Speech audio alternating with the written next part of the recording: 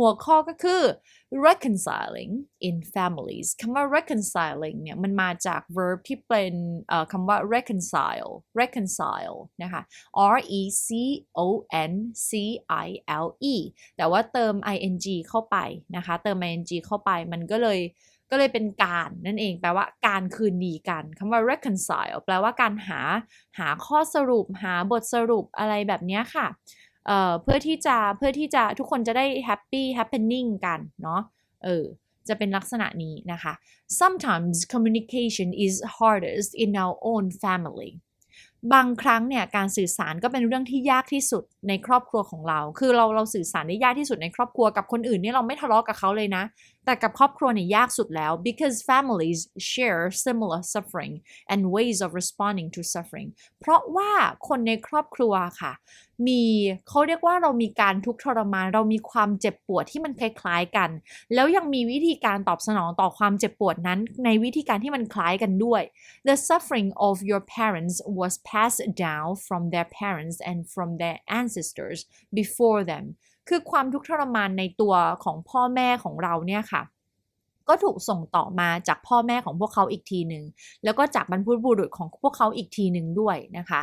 before them unless you begin to understand your own suffering and reconcile with yourself แต่ถ้าคุณไม่พยายามที่จะเข้าใจถ้าคุณไม่เริ่มเข้าใจความทุกข์ทรมานของตัวเองแล้วไม่แบบว่ามาคืนดีกับตัวเองก่อนน่ะ that suffering will continue to be passed down to future generations ไอ้การทุกข์ทรมานนั้นความทรมานความทุกข์นั้นเนี่ยมันก็จะถูกส่งต่อไปเรื่อยๆให้กับ generation รุ่นลูกรุ่นหลานของคุณต่อไปอารมณ์คิดง่ายๆค่ะคือคุณส่งต่อวิธีการทะเลาะคุณส่งต่อความรู้สึกแย่ๆของคุณและวิธีการที่คุณตอบสนองต่อความรู้สึกทุกข์ของตัวเองเนี่ยให้กับรุ่นลูกของคุณด้วยให้กับรุ่นหลานของคุณไปด้วย so we do the work of mindful communication not just for ourselves and our loved ones but for our descendants as well คือเพราะฉะนั้นการที่เรามาฝึกสื่อสารด้วยสติสื่อสารด้วยความรักเนี่ยมันไม่ได้ช่วยแค่ตัวเราเองและคนที่เรารักเท่านั้นนะคะแต่ว่ามันเป็นการช่วยรุ่นลูกรุ่นหลานของเราด้วย descendants ก็คือรุ่นต่อไปนั่นเองค่ะรุ่นลูกของเรา next generations นั่นเอง understanding your own suffering การที่คุณเข้าใจความทุกข์ของตัวเอง and you understand the suffering of your fatherคุณก็จะเข้าใจความทรมานของพ่อคุณด้วยนะ Your father may have had a lot of suffering and been unable to handle and transform the suffering เพราะพ่อของคุณเนี่ยบิดาของคุณเนี่ยอาจจะทนทุกข์ทรมานอะไรกับอะไรบางอย่างมามากแล้วเขาไม่สามารถจัดการมันได้แล้วเขาไม่สามารถแปลเปลี่ยนความเจ็บปวดนั้นให้กลายเป็นความสุขให้กลายเป็นบทเรียนได้ So he transmitted the whole mass of suffering to youดังนั้นเขาเลยต้องส่งต่อ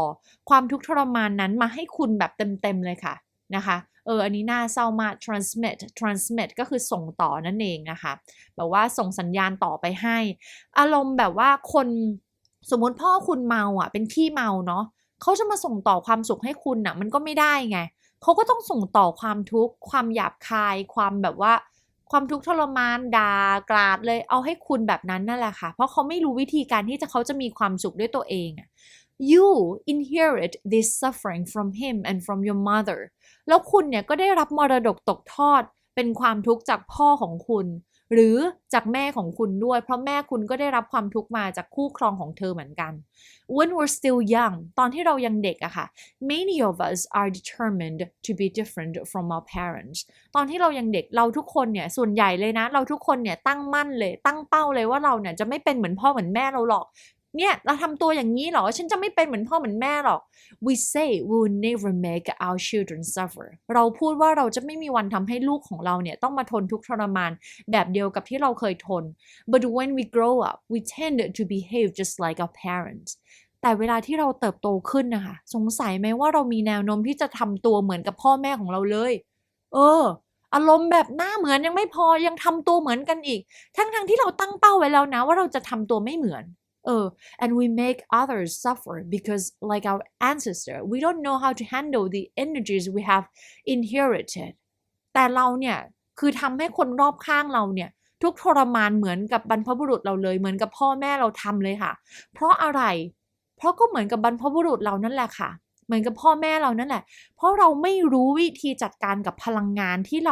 ที่เราได้รับมรดกตกทอดมาเรารับมาโดยที่เราไม่รู้ตัวคุณนึกภาพดิคุณนึกภาพไอเห็นเด็กคนหนึ่งอยู่ห้างเขาไปเก็บของอยู่บนพื้นน่ะแค่เก็บของเล่นอยู่บนพื้นเท่านั้นเองนะแล้วเหมือนมันเล่นสนุกเฉยๆอ่ะเด็กแค่ประมาณ 3-4 ขวบเองอ่ะแล้วคุณพ่อคุณแม่เขาอ่ะตะโกนใส่เลยน่ะตะโกนใส่หยาบคายมากเลยกูบอกให้มึงอย่าเก็บขึ้นมากูบอกให้มึงอย่าเล่นไงตะโกนใส่ดังมากค่ะมันตกใจเลยอ่ะแล้วคุณคิดดูดิว่าเด็กคนนั้นเนี่ยเขาได้รับ energy อะไรไปเขาได้รับพลังงานแบบไหนเข้าไปแล้วเขาไม่รู้ด้วยซ้ำว่าเฮ้ยการถ้าบอกว่าเนี่ยคือความรักเวลาเราแสดงความรักเราก็ต้องพูดกับคนที่เรารักแบบนี้โดยการตะโกนเพราะพ่อแม่บอกว่าเขารักเรานี่เขาบอกเขารักเราแต่เขาตะโกนใส่เราแบบเนี้ยเพราะฉะนั้นคำพูดแบบนี้คือการหวังดีนะเขาจะก๊อปปี้คำพูดนี้ไปเลยค่ะโดยที่เขาไม่รู้ตัวเขาจะบอกเนี่ยคือการแสดงความรักแล้วก็มาบอกว่าเนี่ยมันคือการขวานผ่าซากเฉยๆแต่เนี่ยแหละคือความรักทั้งที่มันไม่ใช่อะทั้งที่มันเป็นการจัดการกับอารมณ์ที่มันไม่ถูกต้องด้วยซ้ำ We have received many positive and negative seeds from our parents and ancestors เราได้รับเขาเรียกว่าอะไรเมล็ดพันธุ์ที่ทั้งบวกและลบจากพ่อแม่ของเราและจากบรรพบุรุษของเรามาแบบนี้ค่ะ They transmitted their habit to us because they didn't know how to transform it เขาเนี่ยได้ส่งต่อนิสัยของพวกเขาให้กับเราเพราะว่าเขาไม่รู้วิธีว่าเขาจะแปลเปลี่ยนความ energy ลบๆพวกนั้นให้มันกลายเป็นในทางบวกได้ยังไงเขาไม่รู้วิธีพูดที่น่ารักเหมือนที่เรากำลังเรียนรู้อยู่จากหนังสือเล่มนี้ Sometimes these habit energies have passed through many generations แล้วบางครั้งเนี่ยนิสัยเหล่านี้ค่ะมันเป็นพลังงานที่ถูกส่งต่อกันมาสู่รุ่นต่อรุ่นต่อรุ่นไปเรื่อยๆผ่านการเลี้ยงดูโดยที่เขาไม่รู้ตัวนั่นเอง You have to recognize that you are the continuation of your father, mother and ancestors นะคะคุณเนี่ยจะต้องตระหนักรู้ recognition นะคะก็คือคุณต้องมีการตระหนักรู้ว่าตัวของคุณตอนนี้ state of being ของคุณตอนนี้มันคือการส่งต่อจากพ่อแม่จากบรรพบุรุษของคุณมันคือการที่คุณดำเนินชีวิตต่อจากพวกเขาอะ cultivate mindfulness so you can recognize the habit energy each time it arises and embrace it with your energy of mindfulness ให้คุณปลูกฝังการมีสติรู้ตัวเข้าไปนะคะเข้าไปเพราะฉะนั้นเนี่ยคุณจะรู้เลยว่าทุกๆครั้งที่นิสัยเนี้ยมันเกิดขึ้นมันเป็นนิสัยจากพ่อแม่เราไม่ใช่ของเราจริงๆEach time we're able to do this ทุกครั้งในแต่ละครั้งที่เราสามารถระลึกได้ตระหนักรู้ถึงสิ่งนี้ได้ the habit energy becomes weaker นิสัยตัวนี้ค่ะพลังงานแห่งนิสัยตัวนี้มันก็จะอ่อนแอลง if we keep practicing like this we can stop the cycle of transmission ถ้าเราฝึกอย่างนี้ไปได้เรื่อยๆค่ะเราสามารถหยุดวงจรอุบาทแห่งการส่งต่อนี้ได้ and this will benefit not only us but our children and descendants นะคะซึ่งตรงนี้มันจะไม่ได้มีประโยชน์แค่กับเราเท่านั้นแต่จะมีประโยชน์กับรุ่นลูกของเราด้วยคือถ้าเรามีลูกเราก็จะไม่ส่งต่อนิสัยแย่ๆนิสัยขี้ประชดนิสัยแบบว่าพูดอะไรก็ได้ไม่สนใจความรู้สึกคนอื่นเหมือนที่พ่อแม่เราทำเหมือนที่ปู่ย่าเราทำกับพ่อแม่เราลูกของเราก็จะรู้จักใช้คำพูดที่น่ารักเพราะเราใช้คำพูดที่น่ารักกับเขามันก็จะถูกส่งต่อกันแบบว่าโดยอัตโนมัติโดยที่คุณไม่ต้องพยายามสอนลูกเลยด้วยซ้ำเพราะมันอยู่ในตัวคุณแล้วWe can also help our children learn how to handle their habit energies and nourish the positive elements they have inside. เราช่วยให้ลูกๆของเราเรียนรู้ที่จะจัดการกับพลังงานนิสัยแล้วก็ฟูมฟักนิสัยดีๆองค์ประกอบที่เป็นบวกที่อยู่ข้างในตัวพวกเขาได้ค่ะเช่นแบบว่าเช่นเนี้ยแต่ตอนเนี้ยไอเนี่ยก็พยายามจะฝึกปลูกฝังให้กับน้องแสนดีให้กับหลานของไอว่าเราไม่อยากให้เขามีการมาแบบว่าพูดประชดกันเหมือนที่ไอเคยได้รับแล้วไอโตมาไอไม่มีทางเลือกเลยนะไอต้องไปประชดกับแฟนตอนมีแฟนก็ต้องประชดแฟนเพราะว่าเราไม่มีตัวอย่างดีๆเลยค่ะไอเห็นพ่อแม่ไอเนี่ยเขาพูดกันไม่ดีเลยเขาเสียใจให้กันทีไรนะเขาก็จะพูดกันด้วยคำพูดแรงๆทุกครั้งแล้วเขาอย่างแม่ก็จะพูดประชดพอพ่อได้รับการประชดพ่อก็จะเดินหนีแล้วมันก็จะเป็นแบบนั้นเราจะรู้สึกว่าเราต้องพูดประชดไปเรื่อยๆจนเขามีปฏิกิริยาอะไรสักอย่างแล้วเราไม่มีทางเลือกเราไม่เคยเห็นตัวอย่างดีๆเลยนะคะว่าพูดกันดีๆเขาทำยังไงพอเราดูละครดูหนังดูทีวีเสพสื่อปั๊บเราก็คิดไม่เป็นว่า ที่เขาประชดกันเขาพูดใส่ร้ายป้ายสีกันอย่างนี้คือมันเป็นยังไงแล้วแบบที่ดีมันเป็นยังไงอะเราไม่มีตัวอย่างที่ดีเรามีตัวอย่างที่แย่ๆแล้วบอกว่าอย่าทำโอเคอย่าทำแล้วอันที่ต้องทำมันหน้าตายังไงไม่มีใครสอนต้องมาหาอ่านเองอย่างเงี้ยค่ะเพราะฉะนั้นเนี่ยมันเลยสำคัญมากเลยนะที่เราจะต้องมาเรียนรู้เรื่องนี้เนาะ The suffering we received from our parents when we were children is probably our deepest suffering ความทุกข์ที่เราได้รับมันจากพ่อแม่ของเราตอนที่เรายังเด็กเนี่ยค่ะมันเนี่ยจะเป็นเขาเรียกว่ามันเป็น the deepest suffering คือเป็นปมที่ลึกที่สุดแล้วอะเป็นความทุกข์ที่ลึกที่สุด we may hate our parents and feel that whether or not they're still living we will never reconcile with them เราอาจจะรู้สึกเกลียดพ่อแม่ของเราแล้วรู้สึกว่าไม่ว่าเขาจะอยู่หรือตายอ่ะ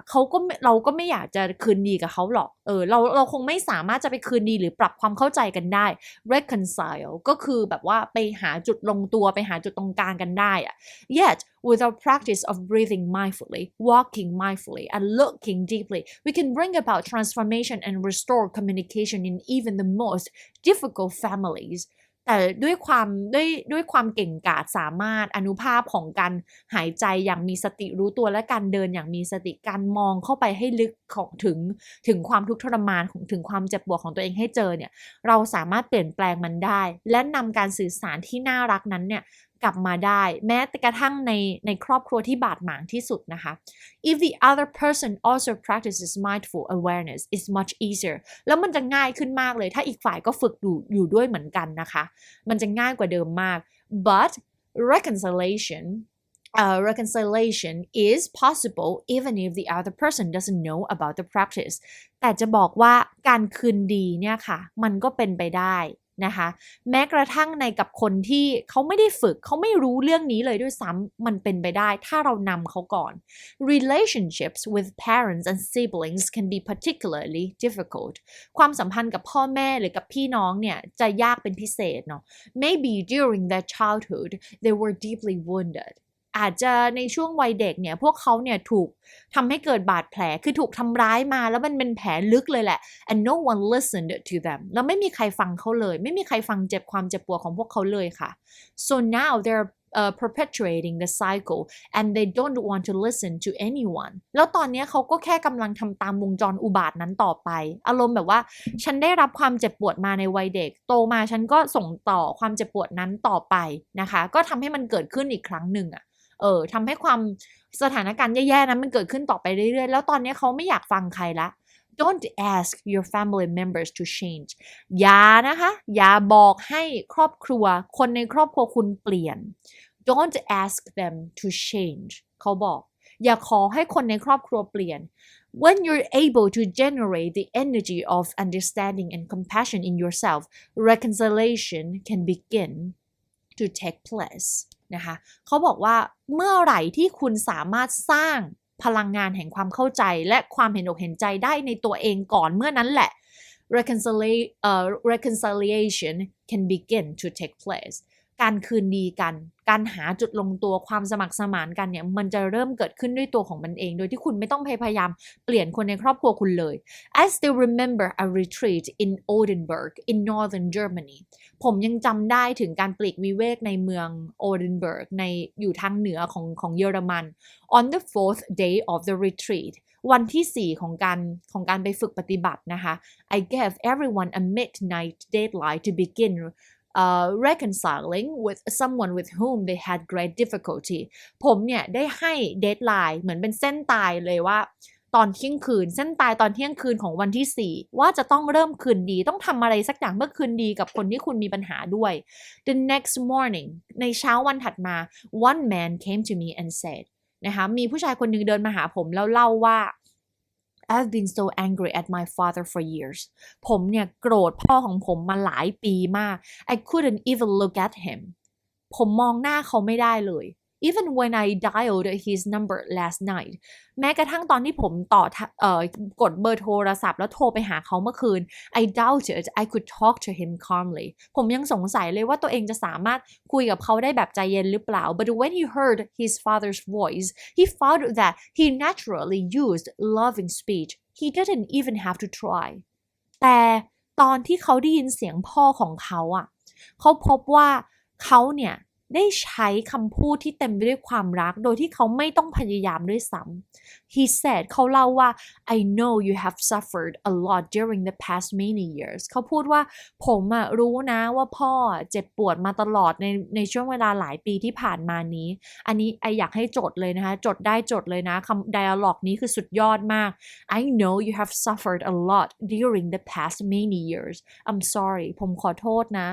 I know I have acted and spoken in a way that didn't help แล้วผมรู้ได้ว่าผมเนี่ยได้ทำตัวและได้พูดในวิธีที่มันแบบมันไม่ได้ช่วยอะไรเลยอะในอดีตนั้นน่ะ I didn't mean to make you suffer แต่ผมไม่ได้ตั้งใจอยากให้คุณทรมานเลยนะผมไม่ได้อยากทำร้ายพ่อไม่อยากให้พ่อเจ็บเลยผมไม่ได้ตั้งใจ I'm sorry His father heard this compassion in his son's voiceพ่อของเขาได้ยินความรักความเห็นอกเห็นใจความรู้สึกที่มันจริงใจจริงๆในน้ำเสียงของลูกชายของเขา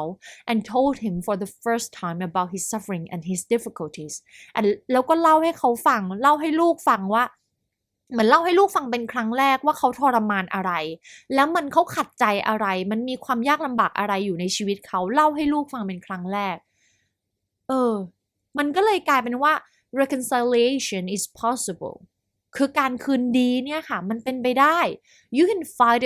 a resolution to the difficulties in your relationships คุณสามารถหาข้อสรุปให้กับความปัญหาทุกอย่างได้อะในความสัมพันธ์ของคุณนะคุณทำได้อะ you don't need to allow the difficulties to allow causing you to suffer month and after month and year after year คุณไม่จำเป็นจะต้องให้การทะเลาะกันนั้นน่ะมันดำเนินต่อไปเป็นเดือนเป็นปีเลยค่ะแล้วไม่ต้องทำให้เราทุกข์ทรมานเป็นเดือนเป็นปีหลายปีดีดักเพราะว่ามันจบได้ณโมเมนต์ตอนนี้เมื่อคุณพูดเป็นเมื่อคุณมีความรักอยู่ในใจของคุณน่ะมันไม่มีใครหรอกอยากทุกข์นานๆมันไม่มีใครหรอกอยากโกรธกับคนนี้นานๆไม่มีนะคะมันไม่ใช่อ่ะมันคุณเห็นคนที่โกรธกันมาเป็น10-20 ปีนี่คุณจะให้มันเป็นอย่างนั้นหรอคุณอยากให้ใช้เวลาเป็น20-30 ปีกว่าจะคืนดีกันได้รอให้อีกฝ่ายเขาคิดได้รอให้อีกฝ่ายเขามาปฏิบัติธรรมอย่างนี้หรอแล้วค่อยคิดได้อย่างนี้หรอเพราะว่าถ้าเกิดว่าเขาใช้ชีวิตแบบเดิมไปเรื่อยๆแล้วมันไม่มี breakthrough อะไรเลยอ่ะมันไม่มีใครที่มาให้ compassion เขาอ่ะเขาก็คิดไม่ได้นะคุณจะบอกให้ว่าเขาก็คิดไม่ได้มีคนมาด่าว่าพูดแบบว่าคุณน่ะเอาแต่ใจเนาะคุณควบคุมอารมณ์ไม่ได้นะคุณพูดไม่ดีมีคนมาด่าอย่างนั้นน่ะพูดอย่างนั้นกับ7-8 ปียังไม่เปลี่ยนเลยแล้วเขาบอกว่าเดี๋ยวเวลาจะช่วยเองบ้าบอเวลาไม่ได้ช่วยอะไรเลยจะบอกให้7 ปี 8 ปีก็ไม่ได้ช่วยเลยค่ะสิ่งที่ช่วยคือ suffering สิ่งที่ช่วยคือ mindfulness สิ่งที่ช่วยคือตอนที่รู้เห็นว่าความทุกข์ของเรามันคืออะไรแล้วมันมาจากอะไรโมเมนต์นั่นแหละคลิกเดียวช่วยทันทีคือช่วยดีกว่ารอมัน7 ปีรอโดนด่ามา7 ปีไม่เท่ากับตัวเองเห็นตัวเองวินาทีเดียวโมเมนต์นั่นแหละค่ะที่ช่วยถึงบอกว่าเวลามันไม่ได้ช่วยเพราะเวลาไม่มีจริง time doesn't exist past present and future all exist together เวลามันเป็นสิ่งสมมุติขึ้นมาเท่านั้นเองมันไม่มีจริงด้วยซ้ำเพราะคำว่าเวลาจะช่วยเยียวยาเนี่ยมันเป็นอะไรที่สำหรับไมค์นะ bullshit คือ10-20 ปีคนหนึ่งก็ซึมเศร้าได้ตลอดมันช่วยตรงไหนอ่ะมันช่วยยังไงอ่ะในเมื่อเขาไม่ได้เรียนรู้อะไรแล้วมันจะช่วยอะไรกับอีกฝ่ายกับคนหนึ่งที่แบบว่าเฮ้ยวินาทีเดียวเขาก็เปลี่ยนได้เพราะมันมี breakthrough อะไรบางอย่างเพราะฉะนั้นหยุด limiting beliefs หยุดความเชื่อที่มันจำกัดคุณว่าเวลาเท่านั้นที่จะช่วยได้มันบางทีมันอาจจะมีอะไรบางอย่างที่ช่วยได้เร็วกว่านั้นก็ได้นะคะก็อันนี้เป็นความเห็นหนึ่งนะคะบางคนอาจจะต้องเวลาเท่านั้นอะไรเงี้ยแล้วแต่ไปได้อยากรอก็รอไม่เป็นไรก็ไม่ผิดเช่นเดียวกันค่ะทำได้เนาะไม่เป็นไรเลยThe first step is to practice mindful breathingขั้นแรกนะคะก็คือการหายใจอย่างมีสติรู้ตัวการฝึกเนี่ยแหละ mindful walking การเดินอย่างมีสติและ mindfulness in daily activities แล้วก็การมีสติกับในทุกๆกิจกรรมที่เป็นอยู่ในชีวิตประจำวันนะคะ so that you will be strong enough to go back to yourself เพื่อให้คุณแบบว่าแข็งแรงเพียงพอที่คุณจะสามารถกลับมาอยู่กับตัวเองได้ listen to your own suffering ให้คุณสามารถนั่งฟังความทุกข์ของตัวเองได้ and look deeply into its nature แล้วนั่งมองความทุกข์ของตัวเองมองธรรมชาติของมันอย่างชัดๆได้ unless we listen to our own suffering there's no chance of improving the quality of our relationships ถ้าเกิดเราไม่มานั่งฟังความทุกข์ของเราอ่ะมันไม่มีโอกาสเลยค่ะที่คุณจะสามารถพัฒนาคุณภาพของความสัมพันธ์ของคุณได้ with mindfulness compassion arises ด้วยการมีสติเนี่ยแหละการรู้ตัวเนี่ยแหละมันจะเป็นบ่อกเกิดทำให้เกิดความเห็นอกเห็นใจขึ้นมาได้ and you can accept yourself แล้วคุณจะสามารถยอมรับตัวเองได้ then you have the chance to look at others แล้วคุณจะมีโอกาสได้มองอีกฝ่ายหนึ่งจริงๆได้เห็นอีกฝ่ายหนึ่งจริงๆเวลาคุณเห็นคนคนหนึ่งอ่ะคุณยังไม่ได้เห็นเขานะจนกว่าคุณจะเห็นข้างในของเขา even if they're not there with you แล้วเมื่อคุณเห็นของเขาด้วยเห็นตัวเขาด้วยใจที่มันเต็มไปด้วยความเห็นอกเห็นใจอ่ะถึงแม้ว่าเขาจะไม่อยู่กับคุณคุณก็จะมองเห็นเขาอยู่ดี Wow you can sit still and close your eyes and see the suffering they have gone through for so many years เวลาที่คุณหลับตาเนี่ยคุณจะสามารถนั่งอยู่แล้วนั่งหลับตาอยู่ตรงเนี้ยแล้วพอคุณหลับตาคุณจะเห็นความทุกข์ของพวกเขาเนี่ยที่เขาผ่านมาเป็นระยะเวลาหลายๆปีแล้วคุณจะเข้าใจเลยอะว่าคนคนนี้เป็นยังไงโดยที่คุณหลับตาอยู่เพราะว่าคุณมองเห็นสิ่งที่ลึกกว่านั้นแล้วอะ When you can see the suffering in others you begin to understand that there is a reason they suffer like that เมื่อคุณเห็นความทุกข์ทรมานในตัวของอีกฝ่ายค่ะคุณจะเริ่มเข้าใจว่ามันมีเหตุผลอะไรบางอย่าง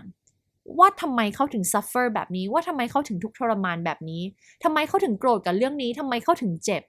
You're no longer angry with them anymore คุณจะไม่โกรธเขาอีกเลย Compassion will arise in your heart ความเห็นอกเห็นใจมันจะเกิดขึ้นในใจของคุณ When compassion is born you're more peaceful your mind is clearer and you will be motivated to say or do something to help others transform their difficulties reconciliation becomes possible Wow เมื่อมันมีความเห็นอกเห็นใจเกิดขึ้นมาคุณก็จะสงบมากขึ้นค่ะแล้วใจของคุณจะแจ่มชัดมากขึ้นมันจะเคลียร์ขึ้นแล้วคุณจะรู้สึกถูกแบบว่ามีแรงกระตุ้นนะให้พูดหรือให้ทำอะไรบางอย่างที่มันจะเป็นการช่วยเหลือที่จะ transform ความยากลำบากของอีกฝ่ายหนึ่งได้จะแบบว่าเราอยากจะช่วยเขาเหลือเกินน่ะแต่มันจะเป็นการช่วยด้วยความสงบมันจะไม่เป็นการช่วยเพื่อแบบว่าเธอต้องเปลี่ยนเธอเปลี่ยนเดี๋ยวนี้มันคนละแบบกันน่ะมันคือการไม่ได้แบบฉันไม่ได้อยากเปลี่ยนเธอแต่ฉันอยากให้เธอพ้นทุกข์มันเป็นคนละแบบกันเลยนะแล้ววิธีพูดและวิธีทำมันจะเปลี่ยนแปลงไปมากๆเลยนะคะเมื่อก่อนตอนไอเป็นแบบว่าโคตรจะ perfectionist น่ะไออยากเปลี่ยนหมดเลยไออยากเปลี่ยนทุกคนอยากให้เขาคิดแบบนี้ทำแบบนี้แต่พอเราได้ก้าวไปอีกขั้นหนึ่งเรารู้สึกเห็นใจพอมันมีความเห็นใจมันรู้สึกแบบเฮ้ยเราเห็นตัวเองเราติดอยู่อย่างนั้นมาตั้งหลายปี7 ปี8 ปี10 ปีที่เรานิสัยห่วยแตกแบบนั้นแล้วเราไม่รู้ตัวเฮ้ยมันน่าสงสารมากแล้วเรารู้เลยว่าถ้ามีใครมาพูดกับเราแบบนั้นในแบบที่แบบว่าสั่งให้เราเปลี่ยนเรารับไม่ได้แน่นอนเราไม่โอเคเพราะฉะนั้นเราต้อง skillful เราต้องไปฝึกวิธีพูดมาเราถึงจะช่วย transform เขาได้มันจะเป็นความอยากพัฒนาตัวเองมากกว่าแล้วว่าเราอยากพัฒนาตัวเองเพื่ออยากจะเผื่อแผ่ความรักนี้ให้เขาได้โดยที่เขารับมันได้ด้วยนะคะเพราะเราเข้าใจไงว่าเราเคยเป็นเราเคยเป็นคนชิบหายคนนั้นแล้วเราเข้าใจว่าใครมาสั่งมาเปลี่ยนมันไม่ได้อยู่แล้วไม่พูดจะดีกว่าอย่างเงี้ยค่ะก็จะเป็นอารมณ์นี้เนาะทีนี้ค่ะมาดูหัวข้อถัดมาผ่านไปกับการคุยในครอบครัวปั๊บเรามาดูกันว่า communicating in long term relationships การสื่อสารกับความสัมพันธ์ในระยะยาว long term relationships นะคะ in long term relationships as in families we often get in the habit of thinking that change isn't possible เวลาที่เรามีความสัมพันธ์อะไรกับใครสักคนที่มันแบบเป็นความสัมพันธ์ที่ยาวนานอย่างเช่นครอบครัวอย่างเงี้ยหรือคนรักของเรานะคะมันเป็นระยะยาวหรือเพื่อนของเราอย่างเงี้ยเรามักจะติดอยู่กับนิสัยที่ชอบคิดว่าการเปลี่ยนแปลงมันเป็นไปไม่ได้เพราะเราอยู่กับเขามานานแล้วเขาไม่เห็นจะเปลี่ยนเลยอยู่กันมาตั้ง10 ปีแล้วอยู่กันมา30 ปีแล้วไม่เห็นจะเปลี่ยนอะไรเลยเพราะฉะนั้นการเปลี่ยนแปลงเนี่ยน่าจะเป็นไปไม่ได้แน่นอน we think the other person should change and they won't เรามักจะคิดตลอดว่าอีกฝ่ายเนี่ยควรจะเปลี่ยนแหละแต่เขาไม่เปลี่ยนหรอกเรามักจะมีข้อสรุปแบบนี้ so we give up hope เราก็เลยยอมแพ้ช่างมันเถอะมันเป็นอย่างนี้ก็เป็นไปเถอะอยู่กันไปอย่างนี้แล้ววะ but we need to stop judging and return to our own internal communication แต่เราจำเป็นต้องหยุดตัดสินเขาค่ะการที่เราคิดอย่างนั้นก็คือตัดสินเขาว่าเขาเปลี่ยนแปลงไม่ได้นะแล้วคุณกลับมาสื่อสารกับตัวเองข้างในก่อนเลยว่าif we wait for our parents or our partner to change it may take a very long time ถ้าเกิดว่าเรารอให้พ่อแม่เราหรือคนรักของเราเปลี่ยนนะรอนานไปเหอะรอนานไปเลย it may take a very long time มันอาจจะใช้เวลาทั้งชีวิตเลยก็ได้ if we wait for the other person to change we may spend our time waiting ถ้าเรารอให้อีกฝ่ายเปลี่ยนรอไปเถอะค่ะใช้เวลาทั้งชีวิตอะรอไปเถอะไม่เปลี่ยนหรอก so it's better that you change yourself ดังนั้นมันดีกว่าค่ะถ้าเราจะเปลี่ยนตัวเองซะก่อนเลย don't try to force the other person to change อย่าเด็ดขาดอย่าบังคับให้อีกฝ่ายเปลี่ยน even if it takes a long time ถึงแม้ว่ามันใช้เวลานานเนาะ you will feel better when you're a master of yourself and you're doing your best คุณจะรู้สึกดีขึ้นแน่นอนถ้าเกิดคุณเป็นนายของตัวเอง you are a master of yourself and you're doing your best แล้วคุณทำได้ดีที่สุดเลยSometimes when you see your partner behaving in a way that irritates you ยกตัวอย่างนะถ้าคุณมีแฟนนะคะถ้าคุณมีคนรักแล้วคุณเห็นแฟนของคุณเนี่ยนะประพฤติตัวในทางที่แบบขัดใจกูเหลือเกินรู้สึกทำไมทำอย่างเงี้ยirritates you you might want to reproach him or her คุณอาจจะรู้สึกแบบว่าอยากด่า คำว่า reproached นะคะ reproach reproached เดี๋ยวก่อน reproach แบบนี้นะคะ reproach คือstress พยางค์ที่2เป็นคำที่ formal หมายถึง blame or criticism for something you have done คือด่าเวลาเขาทำอะไรบางอย่างผิดไปก็เลยอยากด่าซะหน่อยอะไรเงี้ย reproach him or her if you immediately try to correct him ถ้าเกิดว่าคุณไปแก้เขาเดี๋ยวนั้นนะถ้าคุณพยายามที่จะไปแก้ไขเขาเดี๋ยวนั้นนะ he may get irritated in return เขาอาจจะหงุดหงิดคุณกลับก็ได้เหมือนที่ไอเป็นเมื่อก่อนน่ะรู้แหละว่าตัวเองผิดแต่โดนด่าปั๊บก็รู้สึกหงุดหงิดอยู่ดีรู้สึกอยากตอบกลับอยู่ดีรู้สึกแบบว่าเธออารมณ์ร้อนนะแล้วไงล่ะอารมณ์ร้อนแล้วไงล่ะรักปะล่ะไม่รักก็ไปเอ้าซะงั้นอีกเมื่อก่อนไอเป็นอย่างนี้จริงๆนะคือแย่มากเห็นแล้วแบบนี่คือฉันบิชชี่ดีๆนี่เอง เนี่ยเราเลยเข้าใจไงว่าเนี่ยถ้าเกิดเราเนี่ยโดน correct ทันทีนะเราโกรธแน่นอน and then you both are irritated and become unkind แล้วทีนี้เราทั้งคู่คือพังเลยค่ะเราทั้งคู่ก็จะหงุดหงิดใส่กันแล้วก็จะสาดคำไม่ดีใส่กันต่อไป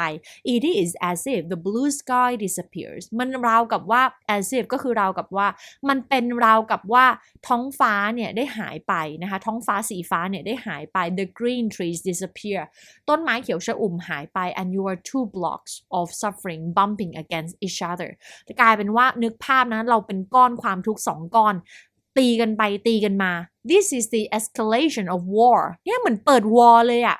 เหมือนเป็นคนเจ็บปวดทั้ง2ฝ่ายอะมาใส่วอร์กันนะมาสู้กันนะ the escalation of unhappiness มันเป็นการแบบว่ายกระดับความไม่มีความสุขไปอีกขั้นหนึ่ง you have to disentangle yourself คำว่า tangle แปลว่ายุ่งเหยิงนะคะ entangle ก็คือทำให้ยุ่งพอใส่ dis เข้าไปแปลว่าไม่ก็คือหยุดทำให้ยุ่งก็คือทำให้ตัวเองไม่ยุ่งเหยิง you have to disentangle yourself from the unhappiness and go back to yourself คุณต้องทำให้ตัวเองเนี่ยหลุดออกมาจากความไม่มีความสุขนั้นแล้วก็กลับมาอยู่กับตัวเอง back to your peace กลับมาอยู่ที่ความสงบในตัวเอง until you know how to handle the situation in a loving way จนกว่าคุณจะรู้ว่าคุณจะจัดการกับสถานการณ์นั้นในวิธีการที่มันน่ารักยังไงที่เต็มไปด้วยความรักได้ยังไง then only when you're calm invite your partners to speak ต่อจากนั้นค่ะตอนที่คุณใจเย็นมากๆเท่านั้นนะตอนที่คุณใจเย็นลงแล้วเท่านั้นคุณถึงเชิญให้อีกฝ่ายเนี่ยพูดเพราะเราอยากฟังแล้วเราใจเย็นแล้วเราพร้อมฟังแล้วไงinvite your partner to speak. You can say you're sorry for not having understood him or her better. คุณสามารถบอกเขาได้ว่าคุณขอโทษที่คุณเนี่ยยังไม่เข้าใจเขามากดีมากเพียงพอเพราะมันเป็นความจริงคุณไม่ได้ขอโทษในสิ่งที่คุณไม่ได้ทำผิดเรื่องนี้คุณผิดจริงคุณไม่เข้าใจเขาจริงๆเพราะฉะนั้นเนี่ยเป็นสิ่งที่คุณขอโทษได้โดยที่ไม่ต้องเขินเลยไม่ต้องแบบว่ารู้สึกว่าเป็น affirmation เป็นแบบว่าเรื่องโกหกเลยแบบไม่ต้องรู้สึกว่าเป็นการขอโทษในสิ่งที่เราไม่ได้ทำเพราะคุณไม่เข้าใจเขาจริงๆอันเนี้ยมันเป็นเรื่องจริง Only say this when you're ready พูดคำนี้ตอนที่คุณพร้อมเท่านั้น Then listen to her deeply แล้วฟังเขาอย่างตั้งใจ Even if what she says is complaining, reproachful, or not very kind ถึงแม้ว่าสิ่งที่เขาพูดมันจะเป็นการบ่นหรือเป็นการด่าเราก็ตาม blame ตำหนิเราหรือมันแบบไม่น่ารักเท่าไหร่อ่ะ You may learn that your partner has many wrong perceptions about you and about the situation คุณอาจจะได้เรียนรู้ก็ได้ว่าพาร์ทเนอร์ของคุณนะคะคนรักของคุณนะคะเขาอาจจะมีมุมมองที่ผิดนะคะเขาอาจจะเข้าใจผิดเยอะมากเกี่ยวกับตัวคุณและหรือเกี่ยวกับสถานการณ์เขาเลยแบบว่าเข้าใจมาแบบเนี้ย but try not to interrupt อย่าไปพยายามขัดจังหวะอย่าไปพยายามแก้ตัวแก้ต่างณตอนนั้นณโมเมนต์นั้น let her speak ถ้าเขาอยากพูดชั่วโมงหนึ่งปล่อยค่ะคุณแค่ต้องฝึกเตรียมใจให้พร้อมฟังให้เต็มที่เท่านั้นเป็นความแบบเป็น mindset ว่าฉันอยากเข้าใจเธอฉันอยากให้เธอทุกข์น้อยลงเพราะฉะนั้นพูดมันออกมาเถอะที่รัก let her speak ปล่อยให้เธอพูด let her have a chance to speak out everything in her so she can feel listened to and understood ให้เธอได้มีโอกาสพูดทุกอย่างที่อยู่ในตัวเธอออกมาเหอะให้เธอรู้สึกว่าเธอได้รับการรับฟังและเธอได้รับความเข้าใจจริงๆ As your partner speaks continue to breathe mindfully ในขณะที่พาร์ทเนอร์ของเราคนรักของเราพูดอยู่อะค่ะให้คุณหายใจอย่างมีสติรู้ตัวต่อไป Later on you may find a way to undo her misunderstanding ภายหลังจากนั้นคุณอาจจะพบวิธีที่จะทำให้เขาเข้าใจถูกก็ได้ undo ก็คือทำกลับอะ undo ก็คือแบบ undo อ่ะคุณปุ่ม undo ในคอมอ่ะที่แบบว่าไม่ทำแล้วอะไรอย่างเงี้ยยอมแล้วจ้าไม่ใช่อย่างนั้นคือ undo คือทำกลับอ่ะคือทำแก้ความเข้าใจผิดให้มันถูกอ่ะ undo her misunderstanding ไอชอบมากเลยคำนี้ undo her misunderstanding คือทำให้ความเข้าใจผิดมันกลับกลายเป็นถูกได้ little by little in a very skillful loving way and mutual understanding will grow ให้ทำทีละนิด little by little แล้วด้วยทำด้วยทักษะคือพูดปรับความเข้าใจกันด้วยทักษะการสื่อสารที่อันเทพที่เราแบบว่าฝึกมาแล้วอะที่โดยวิธีที่มันแบบว่าเต็มไปด้วยความรักแล้วทำให้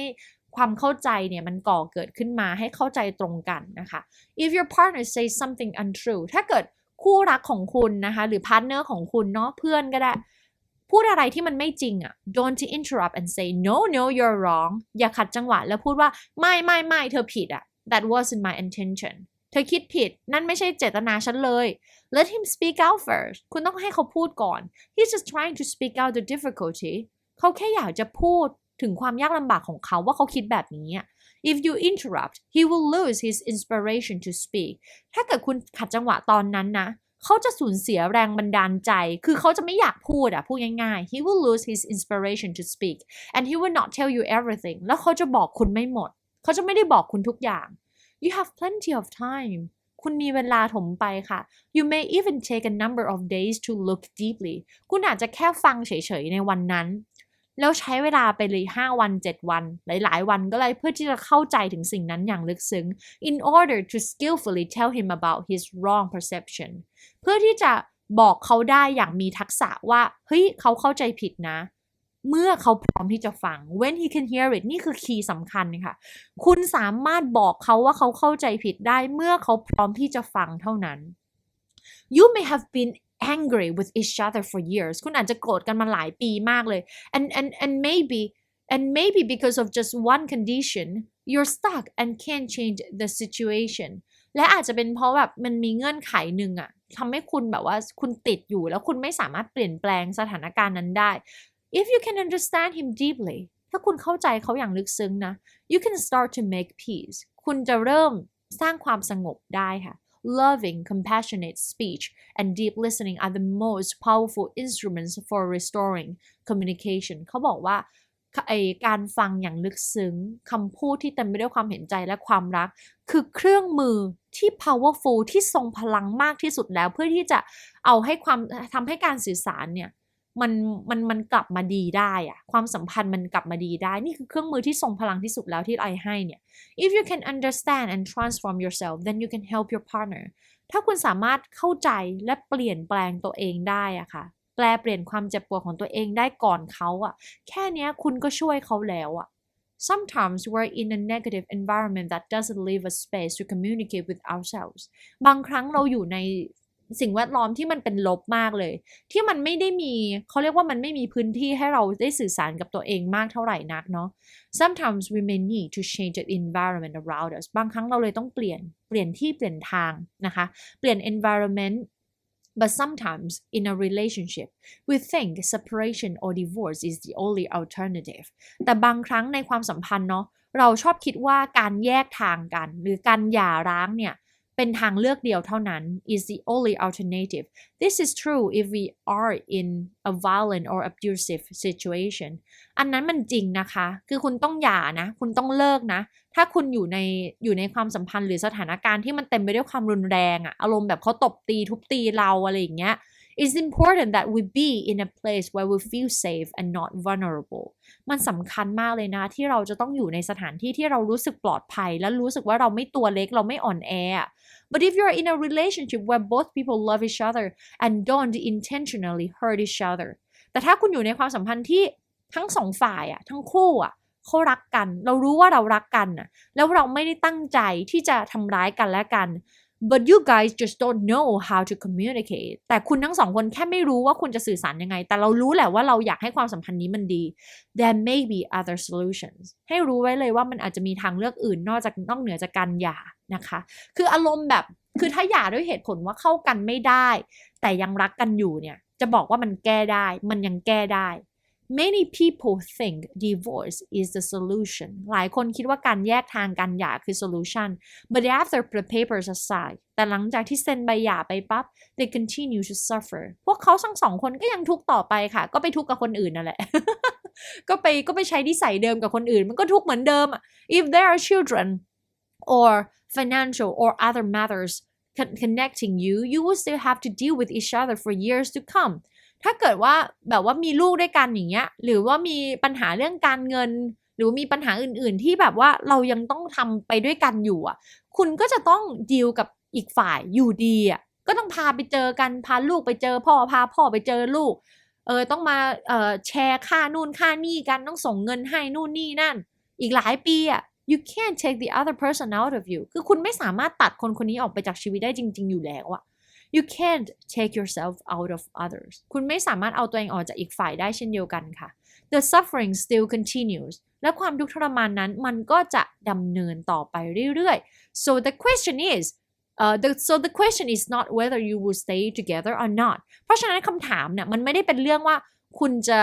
จะอยู่ด้วยกันต่อหรือเปล่าละ The question is whether you can focus on trying to understand each other using compassionate speech and deep listening no matter what the outcome คำถามก็คือคุณจะสามารถเน้นไปที่การพยายามทำความเข้าใจกันและกันโดยใช้คำพูดที่น่ารักคำพูดที่เต็มไปด้วยความเห็นใจและการฟังอย่างลึกซึ้งไม่ว่าผลมันจะกลายออกมาเป็นยังไงได้หรือเปล่าเพราะฉะนั้นผลลัพธ์ว่าหย่าหรือไม่หย่าอยู่หรือไม่อยู่เนี่ยมันคนละเรื่องเลยค่ะเพราะว่าถ้าเกิดคุณไม่ master skill นี้นะถ้าคุณไม่พยายามทำความเข้าใจนะยังไงมันก็เจอปัญหาเดิมอยู่ดีอะหย่าแล้วก็เจอเหมือนเดิมนะคะหย่าแล้วก็เจอเหมือนเดิมดีไม่ดีไปมีความสัมพันธ์ใหม่คุณก็ไปทะเลาะกับคนใหม่ด้วยเรื่องเดิมนี่แหละเพราะว่าปัญหามันอยู่ในตัวคุณอะมันอยู่ในตัวคุณครึ่งนึงอะคุณก็เอาปัญหานี้ไปใส่กับความสัมพันธ์ใหม่อีกครึ่งนึงนะคะเพราะฉะนั้นมันมีนะคะคนที่รักไม่เป็นคนที่ไม่พร้อมจะรักแต่ก็เอาตัวเองเข้าไปอยู่ในความสัมพันธ์แล้วก็ไปทำให้ความสัมพันธ์มันชิบหายแล้วเนี่ยมันก็เป็นอย่างนั้นน่ะอารมณ์แบบเปลี่ยนแฟนไป7 8 9คนละเหมือนจะได้ประสบการณ์นะแต่เปล่าเลยได้แต่ประสบการณ์ที่ไม่ดีเจอคนแบบเดิมเจอคนที่ทำร้ายเราในรูปแบบเดิมซ้ำๆทะเลาะแม่งก็ทะเลาะกันเรื่องเดิมนั่นแหละคล้ายๆเดิมเลยนั่นเพราะคุณไม่เปลี่ยนคุณจึงดึงดูดสิ่งเดิมเข้ามาเรื่อยๆเพราะฉะนั้นถ้าอยากมีความสัมพันธ์ที่ดีเป็นความสัมพันธ์ที่ดีให้กับตัวเองให้ได้นะคะ Mutual understanding in challenging situations การที่จะ mutual แปลว่าเข้าใจตรงกันแบบว่ามัน mutual มันคิดเห็นตรงกันอะ mutual understanding in challenging situations challenging ก็คือท้าทายเนาะเป็นสถานการณ์ที่ท้าทายนะคะ compassionate communication is an extraordinarily powerful way to create mutual understanding and make changes เขาเลยบอกว่าการสื่อสารที่เต็มไปด้วยความเห็นใจเนี่ยมันเป็นวิธีการที่ทรงพลังแบบ extraordinarily เลยคือแบบว่าโอ้โหเลิศแบบเลิศมากอะ ทรงพลังมากเป็นพิเศษเลยอะค่ะที่จะสร้างความเข้าใจให้มันตรงกันได้และสร้างความเปลี่ยนแปลงได้ It can be used in situations where many people thought connection and communication impossible มันเอาไปใช้ได้ในสถานการณ์ที่หลายๆคนคิดว่าการสื่อสารเนี่ยน่าจะเป็นไปไม่ได้แล้วน่าจะคุยกันไม่ได้แล้ว It can transform situations where both parties are full of fear and anger มันสามารถเปลี่ยนแปลง transform สถานการณ์ที่ทั้งสองฝ่ายอะเต็มไปด้วยความกลัวและความโกรธได้ด้วยนะ I have seen this when we have hosted groups of Israelis and Palestinians นะคะก็คือเขาบอกว่าเขามองเห็นได้ว่ามันมีคนที่ทำได้ก็คือตอนที่เขาได้รับเหมือนเขาได้รับแขกกลุ่มที่เป็นชาวอิสราเอลนะคะ Israelis นะคะเขาใช้คำว่า Israelis กับ Palestinians ก็คือชาวปาเลสไตน์นั่นเองแล้วเขาทะเลาะกันอยู่ใช่ปะล่ะ at Plum Village แต่ทั้งสองคนเนี้ยทั้งสองชาติเนี้ยแม่งมา Plum Village ด้วยกันค่ะมาปฏิบัติธรรมด้วยกัน The first few days of such a retreat are always very difficult คือ 2-3 วันแรกของการปลีกวิเวกนั้นน่ะมันยากมากเลยอะ In the beginning ช่วงแรกนะคะ both groups are full of fear, anger and mistrust ทั้งสองกลุ่มเนี่ยเต็มไปด้วยความกลัวความโกรธและความไม่ไว้ใจในซึ่งกันและกัน The two groups don't even like to look at each other ทั้งสองกลุ่มไม่มีใครอยากมองหน้าใครเลย They're so suspicious พวกเขาระแวงกันตลอดเวลาคือสงสัยระแวงกันตลอดวลา They don't feel good when they look at each other because they have suffered a lotพวกเขารู้สึกไม่ดีเวลามองหน้ากันและกันเพราะว่าพวกเขาแบบทรมานมากเขาเจ็บปวดมากๆเลยข้างใน and they believe that their suffering has been brought by the other side แล้วเขาเชื่อว่าความทุกข์ทรมานความเจ็บปวดของเขาเนี่ย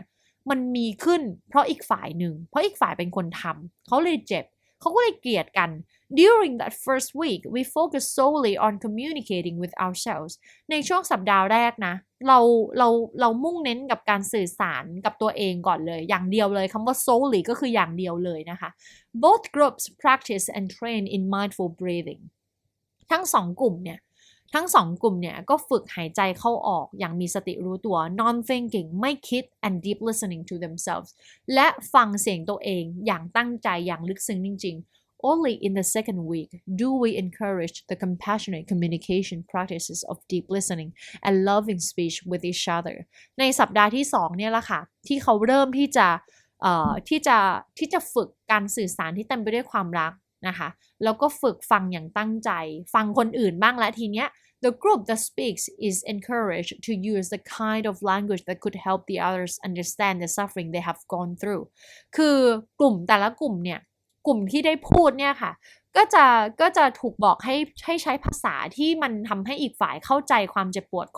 ของตัวเองได้ว่าผ่านอะไรมา The children as well as the adults นะคะทั้งเด็กและผู้ใหญ่เลย Each group tells the other about every kind of suffering they have undergone คือแต่ละกลุ่มเนี่ยก็จะเล่าให้อีกฝ่ายฟังว่าเฮ้ยฉันเนี่ยผ่านอะไรมาบ้างฉันทุกข์อะไรมาบ้างก็คือมานั่งฟังความทุกข์กันนั่นแหละ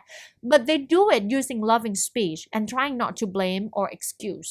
นะคะแต่ว่าเขาทำสิ่งนั้นเขาพูดถึงความเจ็บปวดของตัวเองโดยที่ใช้ภาษาแห่งความรักอะใช้ภาษาดีๆอะโดยที่เขาไม่ตำหนิกันและกันและไม่กล่าวโทษกันและกันนะคะ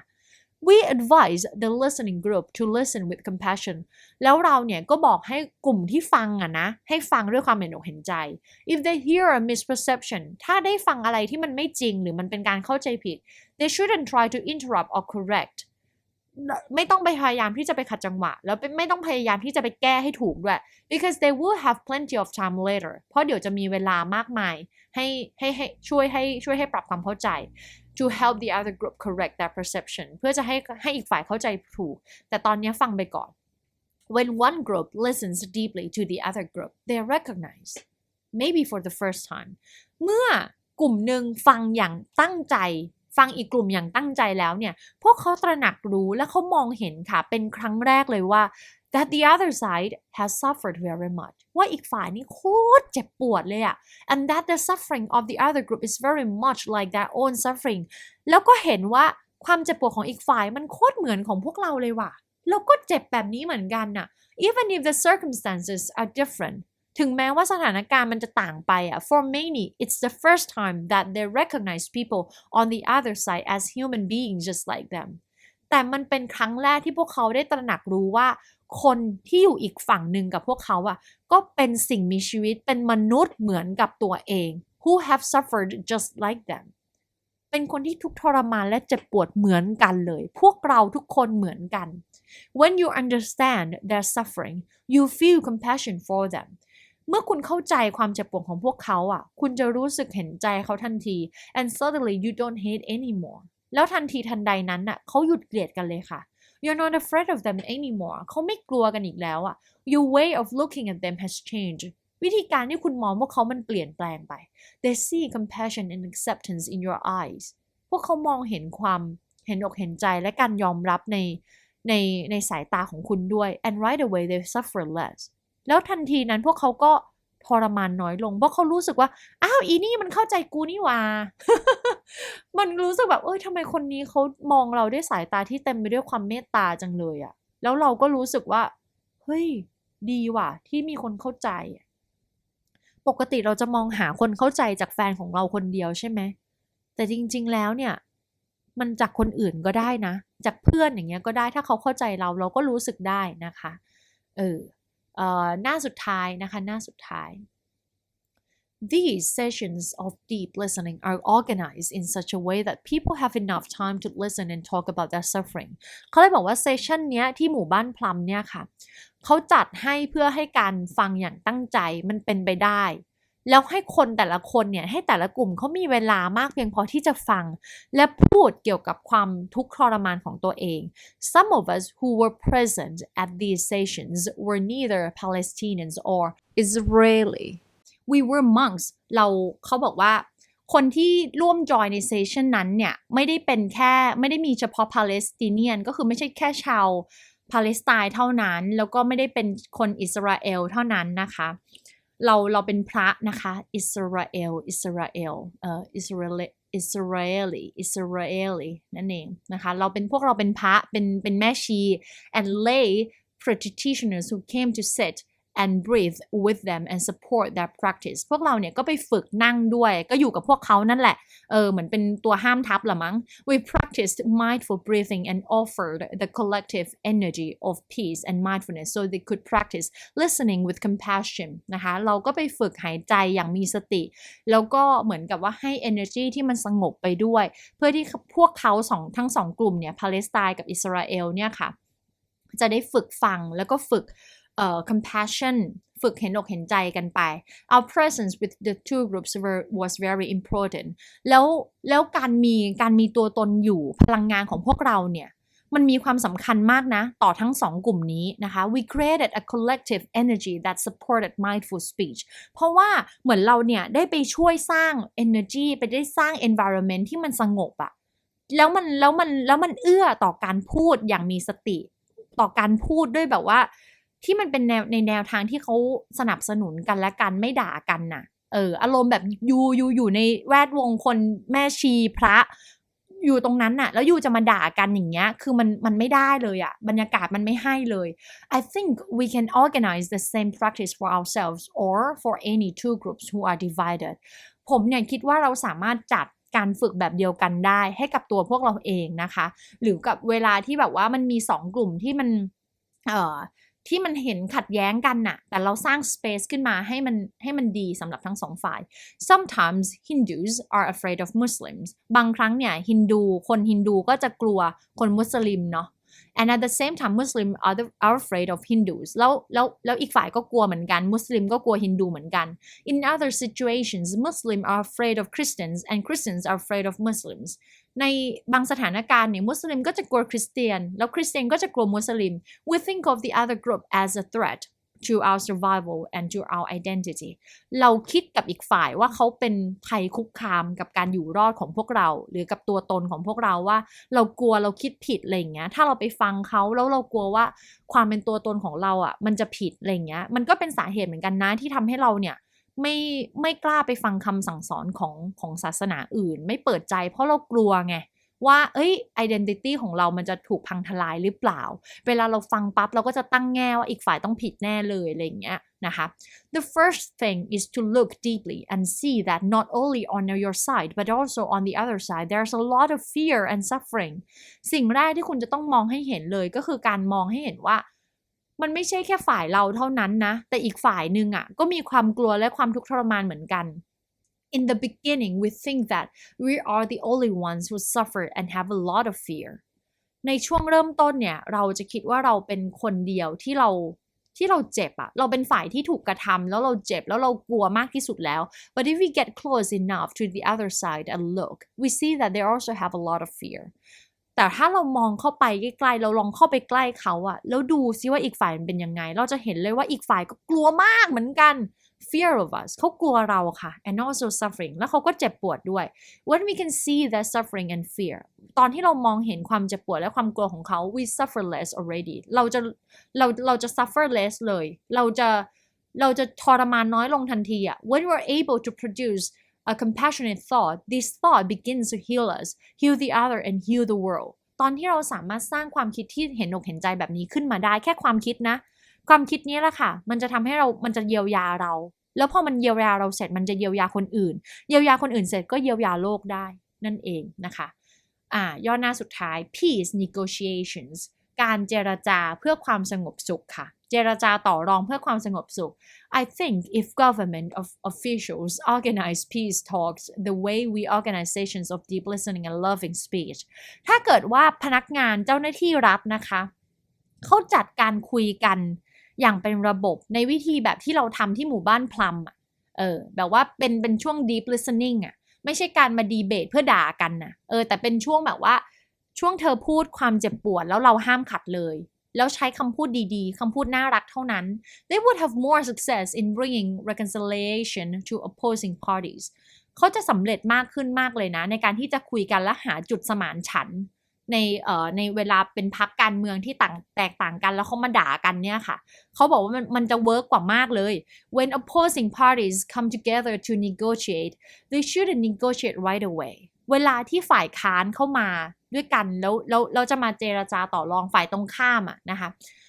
พวกเขาไม่ควรจะเจรจาทันทีทันใดเดี๋ยวนั้นเลย they shouldn't negotiate right away each group has a lot of doubtแ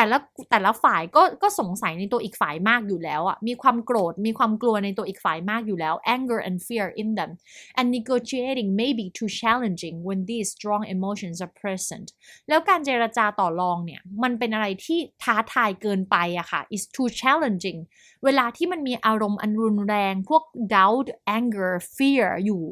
มันการเจรจาต่อรองแบบดีๆมันเป็นไปไม่ได้เลย The first part of any peace initiative should be devoted to the practice of breathing, walking, sitting and calming นะคะเพราะว่าส่วนแรกของการสร้างความสงบสุขเนี่ยนะมันควรอุทิศให้กับการฝึกหายใจฝึกเดินฝึกนั่งฝึกใจเย็นค่ะ Then the groups may be ready to listen to each other เมื่อนั้นแหละทั้งสองกลุ่มเนี่ยมันจะได้พร้อมที่จะฟังกันและกัน and the desire and capacity for mutual understanding will be there to serve as a basis for successful negotiations แล้วทีเนี้ยความปรารถนาและศักยภาพในการที่จะนำไปสู่การความเข้าใจตรงกันน่ะมันก็จะมีขึ้นมาแล้วมันจะเป็นรากฐานของการเจรจาต่อรองที่ประสบความสำเร็จนะคะสังเกตดูเวลาเราดีลงานเนาะถ้าเราทำให้อีกฝ่ายรู้สึกไม่ดีนะเขาไม่ดีลกับเรานะเขาไม่ฟังเราด้วยซ้ำนะเพราะฉะนั้นเราไปเนี่ยคือทั้งสองฝ่ายมันต้องแฮปปี้แล้วมันจะได้เกิด win-win situation ได้นะคะ if the atmosphere gets too heated during the negotiating session and the tension too strong แล้วถ้าบรรยากาศเนี่ยมันร้อนเกินไปแล้วโอ้โหมันจะรุ่มร้อนอะไรขนาดนี้เดือดใช้คำว่าเดือดบรรยากาศคือเดือดมากเลยคุยกันเนี่ยเริ่มไม่ใช่ negotiating session แล้วนะคะเริ่มไม่ใช่ช่วงเวลาเจรจาต่อรองและช่วงน่าจะเป็นช่วงเวลาดีเบตแล้วก็ทะเลาะกันมากกว่า and the tension is too strong นะคะแล้วภาวะตึงเครียดมันตึงเกินไปละ the chairperson should invite everyone to stop and breathe in and out to calm themselves down ประธานนะคะควรจะเชิญให้ทุกคนหยุดแล้วหายใจเข้าออกก่อนเพื่อที่จะใจเย็นๆไว้Even if someone was in the middle of addressing the group, everyone should stop and breathe in and out together นะคะถึงแม้ว่าจะมีใครบางคนกำลังแบบว่า พูดอยู่อะหยุดเลยทุกคนควรหยุดแล้วก็หายใจเข้าออกไปด้วยกัน When I addressed a meeting of congressional representatives in Washington, D.C., I proposed a similar process. After that, we offered a retreat for a number of representatives and we practiced mindfulness together. คือมันมีครั้งหนึ่งที่เขาเหมือนกับว่าไปร่วมประชุมด้วยอะค่ะอยู่ในวอชิงตันดีซีเนาะ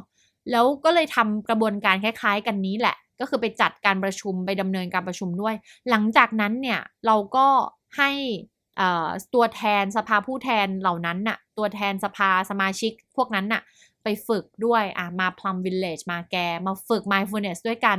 That was many years ago นั่นก็หลายปีแล้วล่ะ But there are a few members of Congress who still practice mindful walking on Capitol Hill. It's possible and very beneficial to bring compassionate communication and mindful speech into political life คือเขาบอกว่าก็ยังมีนักการเมืองอยู่บ้างที่ใช้การฝึกนั้นอยู่ที่แบบว่าไปฝึกเดินก่อนที่จะเข้าประชุมอะไรอย่างเงี้ยซึ่งมันเป็นไปได้แล้วมันมีประโยชน์มากๆเลยนะคะที่จะนำเอาการสื่อสารที่เต็มไปด้วยความรักความเห็นอกเห็นใจและคำพูดที่มีสติเนี่ยเข้าไปอยู่ในชีวิตการเมืองด้วย There's no place where deep listening and loving speech are inappropriate เขาเลยบอกว่ามันไม่มีสถานที่ใดเลยที่การฟังอย่างตั้งใจและคำพูดที่เต็มไปด้วยความรักจะไม่เหมาะสมคือเหมาะกับทุกที่ว่างั้นเถอะใช้ได้ทุกที่ทุกเวลา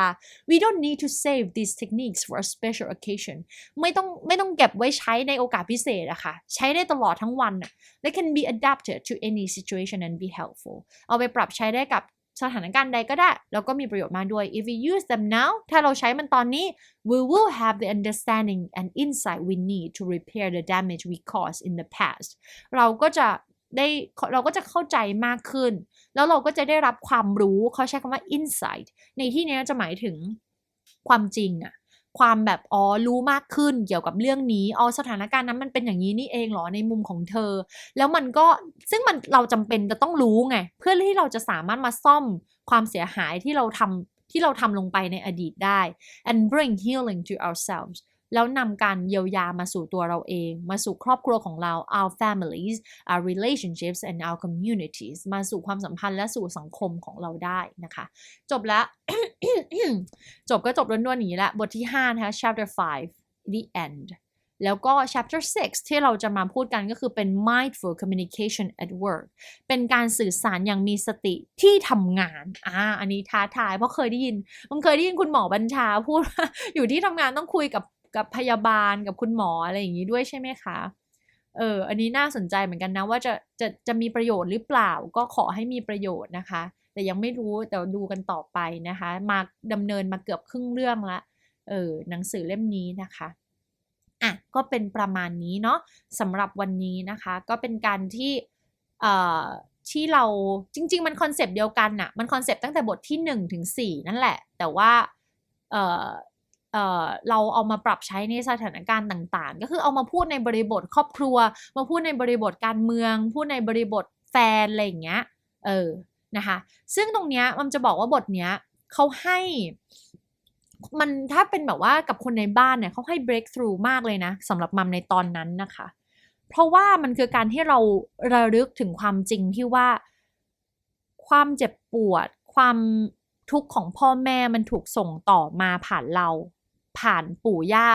ตายายของเราด้วยเหมือนกันน่ะอารมณ์แบบปู่ย่าเขาก็เลี้ยงพ่อแม่เราแบบนี้ไงปู่ย่าก็เลี้ยงพ่อมาแบบนี้ตายายก็เลี้ยงแม่มาแบบนี้เวลาเขาทะเลาะกันเวลาเขาดุลูกเวลาปู่ย่าเขาดุลูก AKA แม่เราพ่อเรา